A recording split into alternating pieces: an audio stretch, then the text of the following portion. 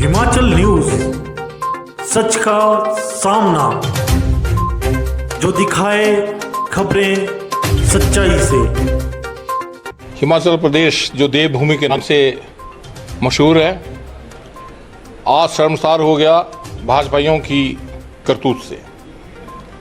आपने देखा कि किस तरह से एक बहुत बड़ा स्कैंडल स्वास्थ्य विभाग का निकला, वो कोरोना से संबंधित एक इतनी बड़ी आपदा जो पूरे विश्व में है, देश में है, प्रदेश में है, और हैरानी की बात कि भाजपा नेता उसमें भी अवसर ढूंढ रहे हैं, उसमें भी कमाई का अवसर ढूंढ रहे हैं, और ये बात डायरेक्टर की गिरफ्तारी से तय हो चुकी है। इससे पहले भी कांग्रेस इस बारे में शोर मचाती रही कि कुछ ठीक नहीं चल रहा, कुछ ना कुछ बीच में घपला हो रहा है।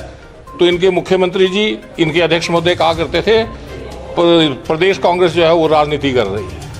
अब हाथ कंगन को अरसी गया, अब तो डायरेक्टर साहब भी आ गए और डायरेक्टर साहब का जो बिचौलिया था वो भी आ गया। लेकिन हैरानी तो यहाँ होती है कि डायरेक्टर साहब से जब नेगोशिएट होती है, उसका ऑडियो बनता है, और ऑडियो एक बहुत बड़े नेता के पीए को गया, तो नेता को था लेकिन पीए ने अटेंड किया। उस पीए को अभी तक, जिसने ये वायरल किया, उसको अभी तक गिरफ्तार क्यों नहीं किया गया? इससे बू आती है कि इसको दबाने की कोशिश की जा रही है।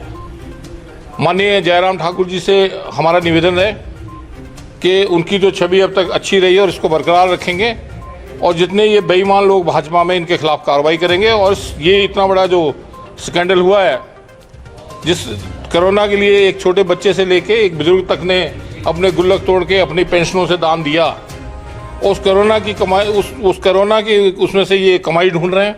शर्म की बात है, इनको शर्म आनी चाहिए। मैं समझता हूँ इनको शर्म से डूब मरना चाहिए। मैं समझता हूँ डायरेक्टर तो कठपुतली है, इसके पीछे कौन सी फोर्स है मैं समझता हूँ बीजेपी के मुख्यमंत्री जी को भी अच्छे ढंग से पता है, और बीजेपी के जो यहाँ नेता हैं उनको भी सबको पता है कि इसके पीछे कौन है। अब क्यों उसको बचाने की कोशिश हो रही है? ऐसे नहीं, हिमाचल प्रदेश के जन जन में उस व्यक्ति का क्या वो शक्ल रही है, किस ढंग से वो रहा है, क्या छवि रही है, वो सबके बीच है। मैं समझता हूँ ये सबको पता है, लेकिन माननीय मुख्यमंत्री जी अभी तक क्यों पीछे हटे हुए हैं?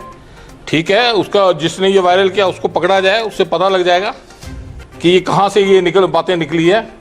तो मैं समझता हूँ कोरोना इतनी बड़ी जो आपदा है, उसमें भी अगर ये लोग भ्रष्टाचार करते हैं, तो मैं समझता हूँ इनको कोई हक नहीं है, डेमोक्रेसी में इनको रहने का कोई हक नहीं है। हम चाहते हैं कि इसकी जांच हो, इसकी अच्छे ढंग से जांच हो।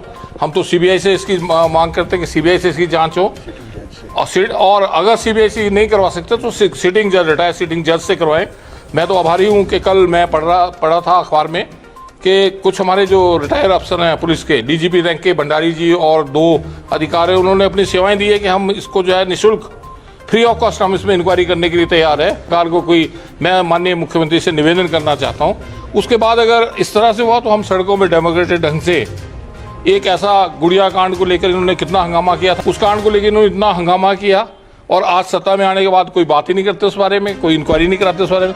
तो ये लोग हर चीज़ में ये अपना फायदा ढूंढते हैं। जो बिंदल जी के इस्तीफे के सिलसिले में आप पूछ रहे हैं, उनने नैतिकता के आधार पर त्यागपत्र देने की बात कही है, और त्यागपत्र उन्होंने भेजा है। अब पार्टी के राष्ट्रीय अध्यक्ष जी इस सारे विषय पर निर्णय लेंगे, और इसलिए इस पर कोई टिप्पणी उचित नहीं है अभी इस पर। लेकिन इतना ज़रूर है कि इस सारे विषय में विपक्ष वाले कुछ लोग अनावश्यक रूप से जो उठाने की कोशिश कर रहे थे, मैं समझता हूँ इस सारे विषय में बिंदल जी ने जो कदम लिया है अपनी ओर से, ऐसी परिस्थिति में कि लोग बार बार आरोप लगाते रहें, इससे बेहतर है कि नैतिकता के आधार पर उन्होंने त्यागपत्र दिया है। ये निर्णय उन्होंने लिया है, और उस निर्णय के मुताबिक उन्होंने अपना त्यागपत्र पार्टी के राष्ट्रीय अध्यक्ष को भेजा।